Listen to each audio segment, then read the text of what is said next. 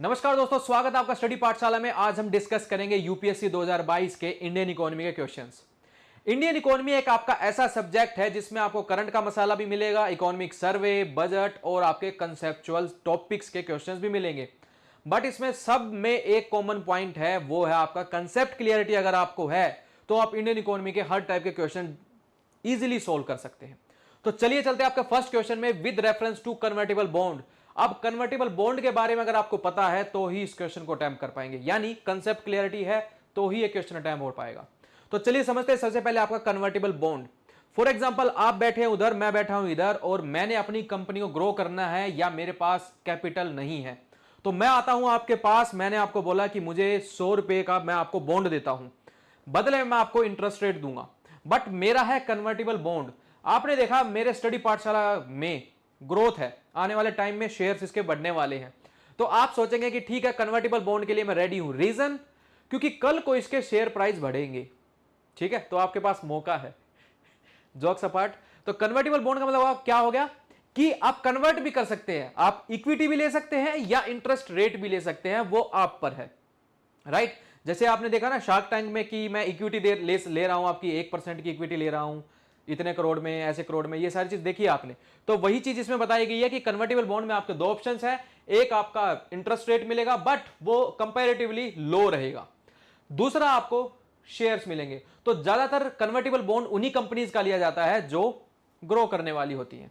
तो चलिए first option देखते हैं, as there is an option to exchange the bond for equity. Yes, सही स्टेटमेंट है। Convertible bond pay a low rate of interest. मैंने आपको अभी बताया कि वो शेयर में भी कन्वर्ट हो सकता है, यानी इक्विटी में भी कन्वर्ट हो सकता है, या आप बॉन्ड में भी रख सकते हैं, बट रेट ऑफ इंटरेस्ट रहेगा लो। तो आपकी फर्स्ट स्टेटमेंट होगी सही। सेकंड स्टेटमेंट है, the option to convert the equity affords the bond holder a degree of indexation to rising consumer price. अब ये क्या कह रहा है, फॉर एग्जांपल इन्फ्लेशन बढ़ रही है, आपको एक इंडेक्सेशन प्रोवाइड की जाती है, एक आपको हेज प्रोवाइड की जाती है कि कल को इसका शेयर बढ़ा तो उसने आपको करवाया कन्वर्ट, और इन्फ्लेशन एडजस्ट करके आपको जो शेयर की एट प्रेजेंट जो वैल्यू है वो आपको मिल जाएगी। तो वही चीज बताई गई है इसमें। तो सेकंड ऑप्शन भी आपका सही हो जाता है। तो आपके कौन सा ऑप्शन सही होगा? C option is the right one. तो आपको ये क्वेश्चन अटेम्प्ट कैसे होगा? ये तभी होगा जब अगर आपको पता होता कन्वर्टेबल बॉन्ड का मीनिंग क्या होता है। ठीक है, इजी था। चलो इसकी एक्सप्लेनेशन देखते हैं। एक्सप्लेनेशन देखने से पहले मैं आपको बता देता हूं कि ये पीडीएफ जितनी भी हैं आपको फ्री ऑफ कॉस्ट मिलेंगी। रिवीजन के लिए आपके लिए इजी रहेगा कि सारे क्वेश्चन है पीवाईक्यूज हैं विद वीडियोस, उनको देखिए और रिवीजन कीजिए। चलिए देखिए, व्हाट इज कन्वर्टेबल बॉन्ड। मैंने अभी बताया आपको, हाइब्रिड डेट सिक्योरिटी है। हाइब्रिड फॉर्म में आपकी मर्जी है, डेट इंस्ट्रूमेंट रखना है यानी आपको बॉन्ड में रखना है तो बॉन्ड में रखिए। समझ गए? That can be converted into a predetermined number of shares of issuing company. It combines feature both debt, fixed rate of interest रख सकते हैं, इक्विटी आपका potential to convert to into share, आपकी मर्जी है वो। तो फर्स्ट ऑप्शन सही हो गया। सेकंड क्या था? आपका conversion feature offer A form of inflation protection. Inflation protection भी प्रोवाइड करता है। क्या बोलता है? इक्विटी प्राइस में राइज विद द इन्फ्लेशन। मैंने बताया था प्राइस राइज हो रहा है तो क्या करेगा बॉन्ड होल्डर? गेन करेगा when the converting bond into share. Obviously उसको प्रॉफिट भी मिलेगा। ये नहीं है कि मैंने उस टाइम पे जो मेरा शेयर प्राइस था उस पे दूंगा। ठीक है, ये कोई कंडीशन नहीं है। तो इसलिए क्या बोलता है? इंडेक्सेशन बेनिफिट्स प्रोवाइड करता है, एक हेज प्रोवाइड करता है against the rising consumer price. Done. तो इजी था क्वेश्चन। क्वेश्चन तब इजी लगा जब आपको कंसेप्ट की क्लियरिटी थी। सेकंड स्टेटमेंट है, with reference to Indian economy consider the following statements. चलिए चलते हैं। If the inflation is too high, the RBI क्या करता है? Is likely to buy the government security. ये मैंने बहुत एग्जांपल्स कराए हुए हैं आपके इन्फ्लेशन एडजस्टमेंट में। चलो फिर से समझते हैं इस एग्जांपल को। मैंने बोला आरबीआई है, ठीक है, इधर आपके बैंक्स हैं। क्वेश्चन में क्या बोल रहा है कि RBI is likely to buy government security. RBI क्या कर रहा है? बाय कर रहा है क्या? Government security. बदले में क्या देगा आरबीआई बैंकों को? मनी, पैसा। अब बैंकों के पास क्या आ गया? मनी आ गया जी। अब ये बैंक्स क्या करेंगे? मार्केट में फैला देंगे पैसे को, अपने पास थोड़ी ना रखेंगे, प्रॉफिट चाहिए इनको भी। तो मार्केट में और पैसा आ गया यानी इन्फ्लेशन और बढ़ गई। बट बोल क्या गया है स्टेटमेंट में? If the inflation is too high, RBI intervene करता है। आरबीआई कैसे इंटरवेन किया? कि गवर्नमेंट सिक्योरिटी बाय कर देगा, बदले में दे देगा पैसा। पैसा आ गया बैंकों के पास, बैंकों से गया मार्केट में, उससे तो इन्फ्लेशन और बढ़ गई। तो इस इन्फ्लेशन को रोकने के लिए क्या करेगा आरबीआई? अपोजिट। बस हमें यह चेंज करना है। क्या करेगा? गवर्नमेंट सिक्योरिटी बैंकों को बेचेगा, बदले में ले लेगा पैसा, कंट्रोल हो गया, tight monetary policy, controlled monetary policy, ठीक है, कॉन्ट्रैक्शन मॉनेटरी पॉलिसी। तो इसको बोल दिया गया अब बैंकों के पास हो गया पैसा कम, मार्केट में पैसा कम, इन्फ्लेशन को टाइट कर लिया गया है, रोक लिया गया है, होल्ड कर लिया गया है, कंट्रोल कर लिया गया है, ठीक है। तो आपकी फर्स्ट स्टेटमेंट क्या सही है? नहीं है, अपोजिट थी। तो चलो जी, यूपीएससी आपको एक एक्स्ट्रा एज भी दे रहा है इस क्वेश्चन को अटेम्प्ट करने के लिए। क्या है वो एक्स्ट्रा एज? कि फर्स्ट स्टेटमेंट जैसे ही आपकी गलत हुई तो आप देखेंगे फर्स्ट स्टेटमेंट गलत होती, डी ऑप्शन भी गया, सी भी गया, ए भी गया, तो B option is the right one. But हमें तो और भी स्टेटमेंट्स देखनी पड़ेगी। If the rupee is rapidly depreciating, rupee की वैल्यू गिरती जा रही है। डेप्रिशिएटिंग का मतलब क्या होता है? रूपी की वैल्यू गिरती जा रही है as compare to other currencies. But हम किसको लेते हैं स्टैंडर्ड करेंसी? डॉलर को ले रहे हैं। $1 is equal to, for example आपका है 80 रुपीज। ये वैल्यू गिर गई, रूपी की वैल्यू गिर रही है, यानी डेप्रिशिएट हो रहा है। $1 अब हो चुका है आपका फॉर एग्जाम्पल 90 रुपीज। ये है डेप्रिशिएटिंग। 90 से 80 जाएगा उसको बोलेंगे एप्रिशिएटिंग। रूपी स्ट्रॉन्ग होता जा रहा है, उसकी वैल्यू बढ़ती जा रही है। RBI is likely to sell dollars in the market. अब मार्केट में डॉलर बेचेगा तो क्या, if the rupee is rapidly आपकी डेप्रिशिएट करिए, तो एप्रिशिएट करने के लिए, अपने इंडियन करेंसी को एप्रिशिएट करने के लिए मार्केट में आरबीआई क्या कर देगा? सेल आउट कर देगा डॉलर्स। तो ये स्टेटमेंट सही हो गई। बट हमने तो एलिमिनेशन टेक्निक से भी कर लिया था, अदरवाइज हमने चेक भी कर ली। सेकंड स्टेटमेंट है, if interest rate in the US and European Union were to fall. अब रीजन क्या है? देखो, कोई भी फॉरेन में इन्वेस्टर बैठा है, ठीक है, यूएस में या यूरोपियन यूनियन में 5% ऑफ रेट ऑफ इंटरेस्ट मिल रहा है उसको, ठीक है। क्या बोल रहा है? ये बोल रहा है ना, if the interest rate in USA and European Union were to fall, 5%, 7 से 5% गिर गया, ठीक है। That is likely to induce RBI to buy dollar. Dollar कैसे बाय करेगा? डायरेक्टली बाय कर सकता है, यस, क्योंकि सस्ते भाव में मिल रहा है उसको डॉलर। भाई 5% इंटरेस्ट रेट पे मिल रहा है ना, अब तो डॉलर उसको। दूसरा पॉइंट और समझिए कि फॉरेन जो इन्वेस्टर होता है वो कहां इन्वेस्ट करेगा? इंडिया में, क्योंकि इंडिया में मिल रहा है भाई 7% ऑफ रेट ऑफ इंटरेस्ट। तो जो फॉरेन इन्वेस्टर होगा वो कहां इन्वेस्ट करेगा? इंडिया में। यहां से एग्जिट ले लेगा क्योंकि रेट ऑफ इंटरेस्ट कम है। सेम इंडियन आपका जो आरबीआई, सेंट्रल बैंक हमारे इंडिया का आरबीआई, वो भी सस्ते दाम में मिल रहा है ना, खरीद लेगा डॉलर। तो ये स्टेटमेंट भी आपकी सही हो गई। तो आपकी second and third statement is the right one, और आपका बी ऑप्शन हमने पहले ही निकाल दिया था। Any doubt? चलें आगे। इसकी डिटेल एक्सप्लेनेशन आपको प्रोवाइड कर ही रखी है, वो आपको पीडीएफ मिल जाएगी, फ्री ऑफ कॉस्ट है। रिवीजन कीजिए, ताबड़तोड़ तैयारी कीजिए। चलिए next statement. Consider the following statement, India credit rating agency are regulated by the RBI. अगर आपको बेसिक नॉलेज होगी तो इस क्वेश्चन को भी अटेम्प्ट कर लेंगे। कैसे? आरबीआई नहीं करता, क्रेडिट रेटिंग एजेंसीज को आरबीआई रेगुलेट नहीं करता। कौन करता है? सेबी करता है। फर्स्ट ऑप्शन एलिमिनेट करो, बी ऑप्शन आ गया अपने आप में। इजी था question. The rating agency popularly known as ICRA is a public limited company. बिल्कुल पब्लिक लिमिटेड कंपनी है ये, 1991 में बनी थी, ठीक है, और इसके शेयर्स भी उसमें है, बीएसई एनएसई में अवेलेबल है। आपका brick works rating is an Indian credit rating agency. बिल्कुल सही बात है। अब इसको भी रेगुलेट कौन करता है? सेबी रेगुलेट करता है। आरबीआई ने तो एक्रेडिट कर दिया था, इसको एक मान्यता प्रोवाइड की थी, ठीक है। तो आपका सेकंड एंड थर्ड ऑप्शन सही हो जाता है। बिल्कुल बेसिक क्वेश्चन है, फर्स्ट से ही आपको इजीली इसका आंसर मिल रहा था। चलिए, ये आपको प्रोवाइड कर दी गई, 1991 में बनी थी, इसके पब्लिक लिमिटेड कंपनी है, इसके शेयर्स लिस्टेड हैं, वही मैंने बताया था बीएसई एनएसई में। फंक्शन है independent and professional credit rating agency है, और आपका ब्रिक्स वर्क रेटिंग एजेंसी का भी मैंने बता दिया था। नेक्स्ट क्वेश्चन आपका with reference to banks board bureau, B, एक और, which of the following statement is are correct. अब ये अगर कंसेप्चुअल क्वेश्चन है, अगर आपको बैंक बोर्ड ब्यूरो के बारे में अगर पता होगा तो ही इस क्वेश्चन को अटेम्प्ट कर पाएंगे, अदरवाइज ये अटेम्प्ट ही नहीं हो पाएगा। क्वेश्चन क्या है वो समझने की जरूरत है कि जब बैंकों के जो पब्लिक सेक्टर बैंक्स थे उनके डायरेक्टर्स हैं, चेयरपर्सन्स हैं, उनको अपॉइंट करने के लिए पहले एक सिंपल अपॉइंटमेंट कमेटी होती थी, वो इनको नियुक्त कर देती थी। बट 2014 में एक कमेटी बनाई गई इसको रिव्यू करने के लिए।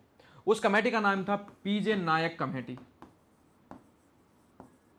अब ये कमेटी क्या करेगी कि ऐसी एक ऑटोनोमस, या आप बोल सकते हैं कि ऑटोनोमस आपकी रिकमेंडरी बॉडी बनाई जाए जो क्या काम करेगी, वो करेगी फॉर एग्जांपल आपके डायरेक्टर अपॉइंट्स करने हैं जो आपके होल टाइम डायरेक्टर्स हो गए, non executive direct chairman persons हो गए उनको अपॉइंट करना है, या कोई डिसिप्लिनरी एक्शन लेना है, या कोई भी सजेशन देना है अपनी इंडियन इकोनॉमी को ग्रो करने के लिए। तो दूसरा पॉइंट, ये इंद्रधनुष प्लान है जो रिवाइविंग ऑफ बैंक्स, उसका प्लान का भी ये हिस्सा है। तीसरा पॉइंट, ये एक पब्लिक अथॉरिटी मानी गई है आपके आरटीआई एक्ट के अंडर में भी, ठीक है। तो इसका ये सारा मेन फंक्शंस रहेगा, राइट। और इसका मेन क्या होगा, रिकमेंडेशन करना, जितनी भी अपॉइंटमेंट्स होगी। तो 2016 में ये कमेटी के तहत, मतलब 2014 में तो कमेटी बनी थी, 2016 में आपका बैंक बोर्ड ऑफ ब्यूरो बन चुका था, ठीक है। और अपॉइंटमेंट्स इसकी अलग फॉर्मेट में रहेगी। तो इसके जो चेयरपर्सन होंगे वो आरबीआई के गवर्नर नहीं रहेंगे, कौन रहेगा, अपॉइंटमेंट के तहत जो चेयरपर्सन बनेगा वो बनेगा। फॉर एग्जांपल किसी भी बैंक, जितने भी एसबीआई, आपका पीएनबी, कोई भी डायरेक्ट उसका जो हेड है वो बन सकता है इसका हेड, ठीक है। तो गवर्नर का तो नहीं होगा। फर्स्ट स्टेटमेंट आपकी गलत हो गई। फर्स्ट स्टेटमेंट जैसे ही गलत हुई, चलो जी क्वेश्चन को देखते हैं। First statement wrong wrong wrong, B option is the right one. BBB recommend for the selection of head of public sector banks, yes recommend करती है। जो आपका होल टाइम डायरेक्टर्स हो गए, नॉन एग्जीक्यूटिव आपके चेयरपर्सन हो गए, सबको यही रिकमेंड करती है। ये हेल्प करती है पब्लिक सेक्टर बैंक्स को in developing strategies, capital raising plans, जितने भी प्लान्स हैं उनको एग्जीक्यूट कैसे करना है, रिकमेंडेशंस देती है, ठीक है। तो बिल्कुल बेसिक क्वेश्चन था आपका इससे रिलेटेड। तो आपका सेकंड ऑप्शन हो गया। देखो जितने भी हमने 3 से 4 क्वेश्चन किए हैं, अगर आपको फर्स्ट स्टेटमेंट के बारे में पता है तो यूपीएससी आपको एक एक्स्ट्रा एज प्रोवाइड कर देता है कि बाकी अगर आपको नहीं भी पता है तो आपको ऑप्शन बेस से एलिमिनेशन टेक्निक से आपका क्वेश्चन इजीली सॉल्व हो जाएगा, राइट। चलो ये आपका एक्सप्लेनेशन है, डिटेल एक्सप्लेनेशन है कि इसके एक्स ऑफिसर मेंबर कौन है, चेयरमैन अपॉइंट किया जाता है, आपका appointment committee of the cabinet, और इसके एक्स ऑफिसर डिप्टी, जो इसके जो ऑफिसर्स होंगे वो डिप्टी गवर्नर रहेंगे, गवर्नर नहीं रहेंगे, याद रखना ये चीज, ठीक है। नेक्स्ट आपका चलते हैं in India which one of the following is responsible for maintaining price stability. Price stability कौन मेंटेन करता है, by controlling inflation. Department of consumer affair no, expenditure mandate आपका commission no, finance stability and development council no, RBI yes. RBI कैसे करता है, आपका quantitative tool and your qualitative tool, याद आया कौन से quantitative tools, bank rate, LAF liquidity adjustment facility, जो आपका repo rate, reverse repo rate, और आपका क्या है सीआरआर, एसएलआर, और क्वांटिटेटिव क्या होगा, बेसिकली आपका मॉरल सिचुएशन, आपका प्रायोरिटी सेक्टर लैंडिंग वाला पॉइंट्स हो गए। तो ये आपका है क्वालिटेटिव। क्वालिटेटिव में क्या रहेगा, आपको क्वालिटी प्रोवाइड कर रहा है, बैंकों को रिकमेंडेशंस दे रहा है। इसमें क्या रहेगा क्वांटिटेटिव में कि पूरा ही कंट्रोल किया जा रहा है, repo rate, reverse repo rate, CRR, SLR के तहत पूरा कंट्रोल किया जा रहा है। तो कौन कर रहा है इन्फ्लेशन को कंट्रोल, आरबीआई कर रहा है। बिल्कुल वन लाइनर का क्वेश्चन, इजी, बिल्कुल इजी क्वेश्चन था। तो आपको प्रोवाइड कर दिया गया सेंट्रल बैंक है जो one of the key functions क्या है, इन्फ्लेशन को कंट्रोल करना, इंश्योर करना प्राइस स्टेबिलिटी आपकी मेंटेन रहे। Type of monetary policy tool कौन से है, क्वांटिटेटिव और क्वालिटेटिव। बताया था आपका क्रेडिट रेशन, आपका रेशनिंग यानी पब्लिक सेक्टर आपका priority sector lending, moral suasion, direct actions, ये सारे आपको होंगे कौन से क्वांटिटेटिव। और आपके क्वांटिटेटिव कौन से रहेंगे, रेपो रेट, सीआरआर, एसएलआर, आपके ओपन मार्केट ऑपरेशन। डन। चलिए नेक्स्ट क्वेश्चन पे फिर। With the reference to the expenditure made by an organization of an or a company, which of the following statements are correct? Acquiring क्या बोल रहा है कि expenditure made by an organization or company, which of the following statements are correct? कि कोई भी acquisition कर रही है organization, expenditure with the reference to the expenditure made by, जो company expenditure कर रही है, कौन सा ऑप्शन सही है? Acquiring new technology is capital expenditure. Is it right or wrong? बिल्कुल सही है। फॉर एग्जाम्पल मेरी स्क्रीन है, मुझे अपग्रेडेड स्क्रीन मिल रही है, तो मेरी वो कैपिटल इन्वेस्टमेंट है ना, कैपिटल इन्वेस्टमेंट मीन मेरा कैपिटल एक्सपेंडिचर है वो। तो acquiring new technology is capital expenditure. अब मुझे एआई वाला स्क्रीन चाहिए, एआई वाला मुझे कैमरा चाहिए, तो कैपिटल एक्सपेंडिचर का पार्ट रहेगा। तो ये स्टेटमेंट आपकी सही है, फर्स्ट ऑप्शन सही है। क्या एलिमिनेशन टेक्निक से हो रहा है, नहीं। सेकेंड स्टेटमेंट है debt financing is considered capital expenditure while equity financing is considered revenue expenditure.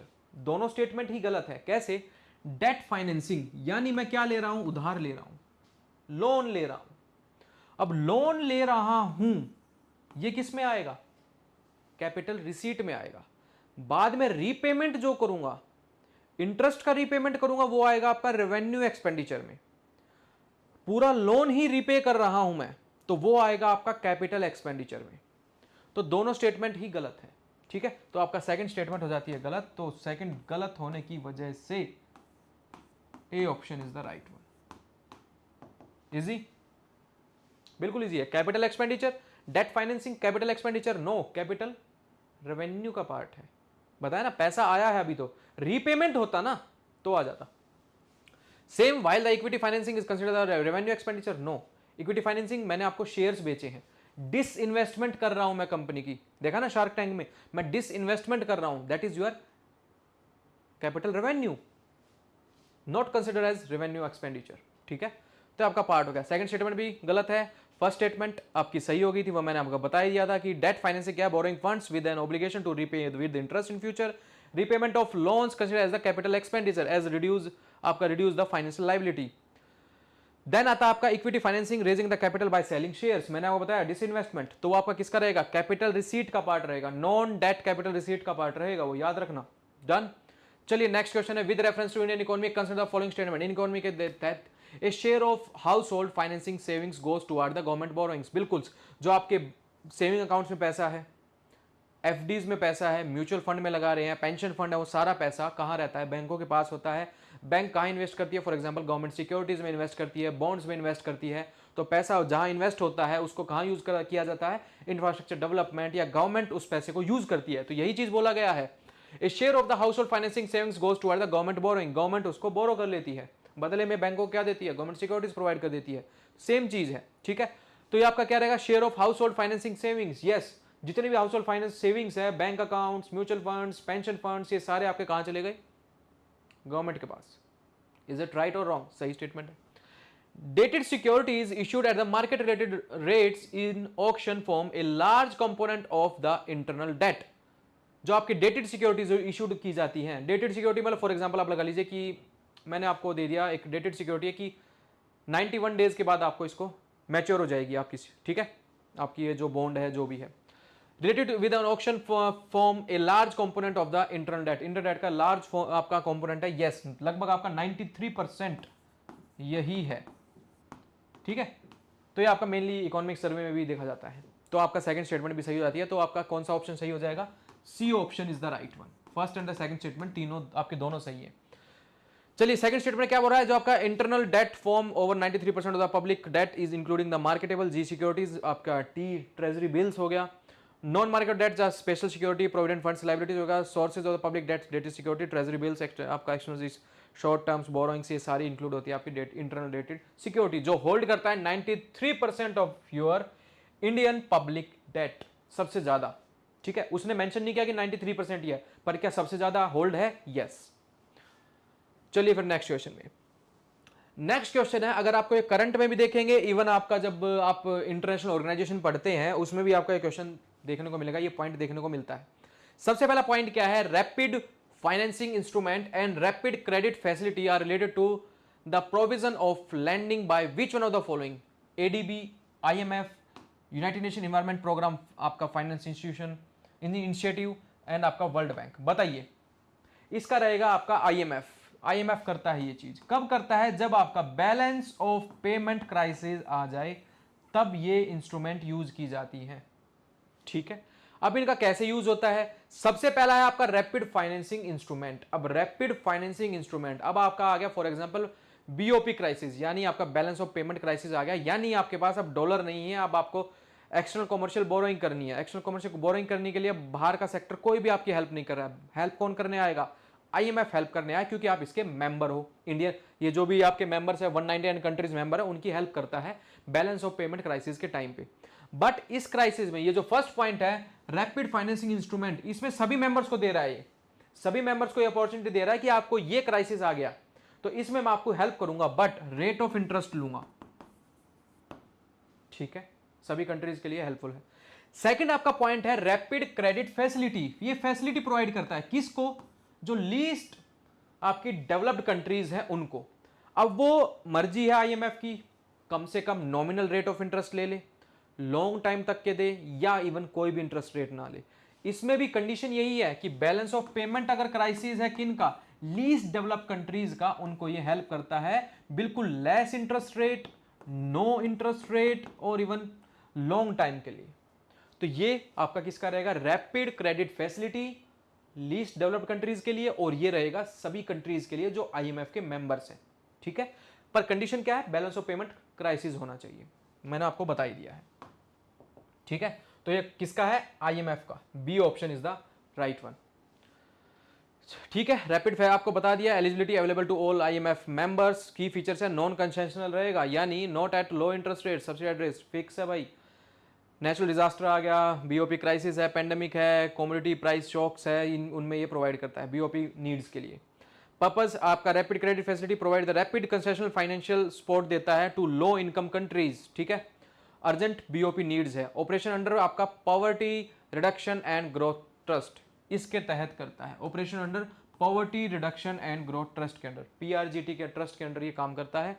की फीचर मैंने बता ही दिया, कंसेशनल टर्म्स रहेगी, या तो लो रहेगा, या आपका जीरो इंटरेस्ट रेट रहेगा, या लॉन्गर आपका रीपेमेंट पीरियड रखा जाएगा। बट रीजन क्या है, दोनों चीजों में अर्जेंट बीओपी रिक्वायरमेंट है, नीड है, क्राइसिस का टाइम है, कुछ भी हो सकता है, क्राइसिस पेंडेमिक आ गया, वहाँ पे नेचुरल क्लैमिटी हो गई, डिजास्टर आ गया कोई भी, तो ये सारी चीज़ कंडीशन देख के आईएमएफ हेल्प कर देता है अपनी मेंबर्स को भी और लीस्ट डेवलप कंट्रीज को भी, या आप बोल सकते हैं लो इनकम कंट्रीज को भी। डन, चलो next question. With reference to Indian economy, consider the following statement: an increase in nominal effective exchange rate indicates the appreciation of rupee. Second statement है an increase in real effective exchange rate REER indicates an improvement in trade. समझिए चीज को, क्या कहते हैं। For example Indian economy है, ठीक है, अब मुझे देखना है इन्फ्लेशन कैसा चल रहा है इंडिया का, ठीक है, क्या प्राइसेस चल रहा है इंडियन इकोनॉमी में, एक बास्केट है। अब इंडिया में अगर कोई भी चीज देखनी है मुझे तो क्या रहेगा, कौन से इंडेक्सेस रहते हैं आपका, consumer price index, wholesale price index, यही यूज करते हैं। बट अगर मुझे यही वर्ल्ड लेवल पर चेक करना है कि इंडियन इकोनॉमी या हमारे रुपये की वैल्यू क्या चल रही है, तो वो कैसे पता चलेगा, वो पता चलता है कि अगर जैसे यूएस से ट्रेड चल रहा है मेरा, सिंगापुर से ट्रेड चल रहा है मेरा, ठीक है, जापान से ट्रेड चल रहा है मेरा, तीन ही कंट्री मान लेते हैं, आप समझ जाएंगे इसमें से। फॉर एग्जाम्पल मेरा इससे ट्रेड चल रहा है 50% का, सिंगापुर से तो चल रहा है 30% का, इससे चल रहा है मेरा 20% का। अब मैं कंपेयर करूंगा इन कंट्रीज के, इनकी जो कंट्रीज की जो क्या बोलते हैं करेंसी है उसके साथ, इंडियन रुपी की, ठीक है। यूएस से फॉर एग्जाम्पल मेरा आ गया 0.25, इससे आ गया मेरा 0.23, इससे आ गया मेरा 0.21। तो इन सारों को कैलकुलेट करके जो वैल्यू निकल के आती है उसको बोल देते हैं नीर, नॉमिनल इफेक्टिव एक्सचेंज रेट, कि मेरे इंडियन रुपी की वैल्यू फॉर एग्जांपल आपकी आ गई 0.29, सबकी मिला के इस बास्केट में मिला के, ठीक है। तो टोटल अगर इंडिया की कंट्रीज की देखी जाए 36 कंट्रीज के साथ मेनली ट्रेड करता है और 36 कंट्रीज के साथ इसको मैच किया जाता है, ठीक है। देखते हैं, आप चेक करेंगे, जैसे नेट पे भी चेक करेंगे इंडियन रुपी की वैल्यू क्या चल रही है। फॉर एग्जांपल आपका $1 इज इक्वल टू इतना रुपी, ये लिखा मिलता है, ठीक है। और आपका सिंगापुर डॉलर हो गया, येन हो गया, इनके प्राइसेस लिखे रहते हैं कि 1 येन इज इक्वल टू आपका 0.25 समथिंग, इस टाइप से लिखा रहता है। डन, तो ये हो जाता है आपका नॉमिनल इफेक्टिव एक्सचेंज रेट, की रुपी की वैल्यू देखी जाती है। अब ये बोल रहा है इंक्रीज इन नॉमिनल इफेक्टिव एक्सचेंज रेट, यानी ये वैल्यू रही है बढ़ती जा रही है। यानी फॉर एग्जांपल $1 कितना था आपका, 0.25 है, ठीक है। अभी ये $1 हो गया आपका 0.29, ये वैल्यू बढ़ती जा रही है। कहीं भी मेरा बढ़िया, मेरा एक्सपोर्ट इंपोर्ट चल रहा है, मेरा एक्सपोर्ट बहुत ज्यादा हो गया, मेरा बढ़िया वैल्यू आ गई, ये आपका हो गया नॉमिनल इफेक्टिव एक्सचेंज रेट, ठीक है, जिनके साथ ट्रेडिंग चल रही है। अब इस बास्केट को क्या किया मैंने, इससे कैलकुलेट किया increase in nominal effective exchange rate, तो मतलब रुपी की वैल्यू बढ़ रही है, रुपी की वैल्यू बढ़ रही है, indicate the appreciation of rupee. Is it right और रॉन्ग, बिल्कुल सही है। देन स्टेटमेंट आती है आपकी रीर। अब रीर क्या है, अब ये तो था सिंपल में, अब इसमें हमने एडजस्ट कर दिया हर कंट्री का इन्फ्लेशन अलग अलग, जापान में कितना इन्फ्लेशन चल रहा है, यूएस में कितना, सिंगापुर में कितना, या कोई भी कंट्री यूरोपियन यूनियन में कितना, सबका मैंने क्या किया, हर एक का इन्फ्लेशन एडजस्ट कर दिया। तो रीर इज इक्वल टू क्या हो गया, इन्फ्लेशन एडजस्ट करना है, इज इक्वल टू योर नीर divided by 1 plus inflation divided by 100। तो ये इसका एक फॉर्मूला होता है, क्या फॉर्मूला याद करना है, नो। पर पता होना चाहिए रीर का मतलब क्या होता है, इन्फ्लेशन को एडजस्ट कर दिया नीर में, इतना समझना है बस। क्या डिटेल में जाने की जरूरत है, हमें पीएचडी करने की जरूरत नहीं है, इससे ही क्वेश्चन हो रहा है। रीर का मतलब क्या हो गया, इन्फ्लेशन को एडजस्ट कर दिया गया, ठीक है। सेकंड स्टेटमेंट कह रहा है इंक्रीज इन रियल, आपका अगर रीर बढ़ रहा है, इन्फ्लेशन एडजस्ट हो रहा है, ठीक है, अगर रीर बढ़ रहा है, increase in real effective indicate an improvement in trade, no, REER अगर बढ़ रहा है नीर से,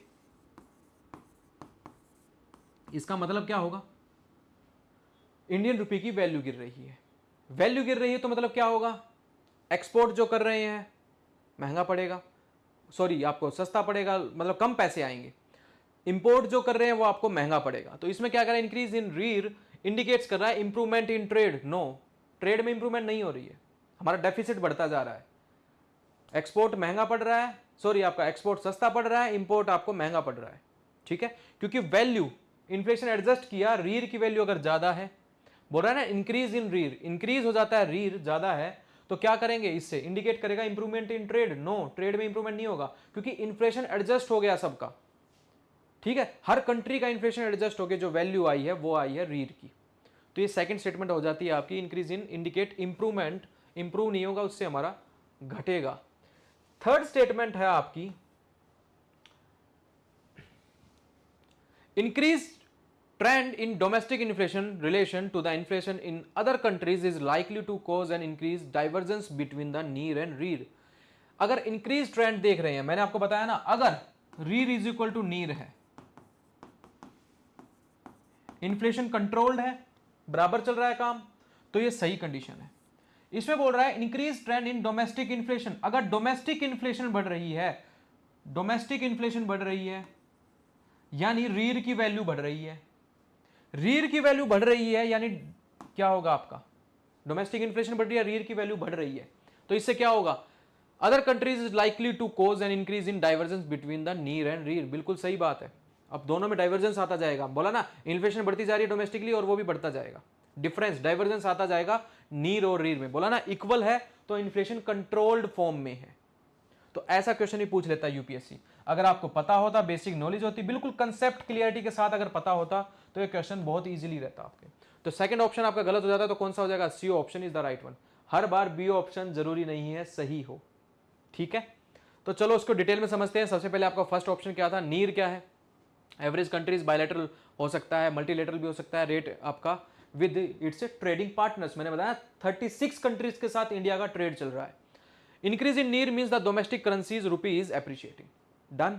सेकंड है जो आपका रीर था, एडजस्ट नीर फॉर आपका relative price difference, inflation between the home countries and its trading आपका पार्टनर्स, तो आपका क्या रहेगा, increase in REER means export become more expensive, बताया था ना कि वो महंगा पड़ रहा है एक्सपोर्ट, इंपोर्ट बिकम चीपर, क्या बोल रहे हैं, इंक्रीज इन रीर मींस क्या होगा आपका, export become more expensive, import become cheaper, hence the country is losing trade competition, ठीक है।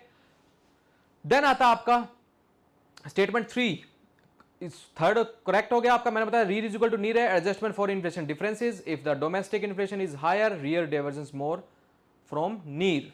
नेक्स्ट स्टेटमेंट क्या है आपका, डन ये आपका क्वेश्चन। नेक्स्ट आपका consider the following statement, tight monetary policy of the US federal reserve could lead to capital flight, capital flight में increase the interest cost of firms with existing external commercial borrowings. First statement समझिए, tight monetary policy कर दिया US में, US में tight monetary policy यानी वहां के central bank ने क्या कर दिया, इंटरेस्ट रेट बढ़ा दिया या गवर्नमेंट सिक्योरिटीज आपकी बेच दी मार्केट में और पैसा को पुल कर लिया, तो टाइट मॉनेटरी पॉलिसी यानी आपका क्या कर दिया, रेट ऑफ इंटरेस्ट बढ़ा दिया, could lead to capital flight, capital ने फ्लाइट ले लिया, मैंने आपको बताया ना पिछले क्वेश्चन में भी, देखिए याद कीजिए पिछले क्वेश्चन में ही बताया था, क्या था कि कैपिटल फ्लाइट ले लेगा यानी कहीं डेवलपिंग कंट्रीज में इन्वेस्ट करेगा, Vietnam, Bangladesh, India, even China में इन्वेस्ट करेगा वो, क्योंकि इंटरेस्ट रेट अच्छा मिल रहा है उसको। तो tight monetary policy of the capital could lead to capital flight, निकल जाएंगे वहां का पैसा, बिल्कुल सही बात है। कैपिटल फ्लाइट में increase the interest cost of firm with existing commercial आपका external commercial borrowing, capital flight increase क्या कर देगा, इंटरेस्ट कॉस्ट, सही बात है। क्यों? विद एग्जिस्टिंग आपका एक्सटर्नल कमर्शियल बोरिंग, जो ऑलरेडी एग्जिस्टिंग जो कमर्शियल बोरिंग है उसका रेट ऑफ इंटरेस्ट भी बढ़ा देगा। ठीक है, बिल्कुल बेसिक पॉइंट है ये। Then devaluation of the domestic currency, devaluation of domestic currency decrease the currency risk associate with the ECB. बताइए, डिवेल्युएशन कर रहा है डोमेस्टिक करेंसी का, ठीक है। डिवेल्युएशन का मतलब क्या होता है? डिवेल्युएशन क्या होगा? बेसिकली उसकी वैल्यू गिराना खुद से ही। मतलब मैंने बोला कि मेरा रुपी फॉर एग्जांपल 80 रुपीज है, मैं उसकी वैल्यू गिरा रहा हूं, रुपीज 90 कर रहा हूं, तो इससे क्या हो रहा है? मार्केट स्टेबल नहीं है। मार्केट स्टेबल नहीं है तो currency risk associate with the ECB, तो करेंसी रिस्क तो बढ़ रहा है ना इससे, कि कल को इसका तो और भी प्राइस गिर सकता है। ठीक है, करेंसी रिस्क बढ़ रहा है, यानी जो बाहर से जो पैसा आएगा वो भी रिस्क हो जाएगा उनको भी। हालांकि देखो प्रॉफिट ज्यादा मिल रहा है उनको, $1 में अब 90 मिल रहा है, बट क्या देख रहे हैं वो? करेंसी रिस्क भी एसोसिएट हो रहा है उसका एक्सटर्नल कमर्शियल बोरोइंग्स के साथ। तो ये स्टेटमेंट आपकी गलत हो जाती है। डिवैल्यूएशन डोमेस्टिक करेंसी डिक्रीज नहीं करेगा, इंक्रीज कर देगा करेंसी रिस्क, तो ये स्टेटमेंट गलत हो जाती है। थर्ड ऑप्शन इज रॉन्ग, जबकि आपका first and second is the right one, तो आपका ए ऑप्शन सही हो जाएगा। चलो आपके डिटेल एक्सप्लेनेशन में देखते हैं। थर्ड स्टेटमेंट का ही देखते हैं। ECB are denominated in the foreign currency, आपका फॉर एग्जांपल यूएसडी यूरो हो गया। Devaluation of the domestic currencies for example INR increase the repayment burden, ठीक है, repayment burden in INR even though the loan is in foreign currencies, ठीक है।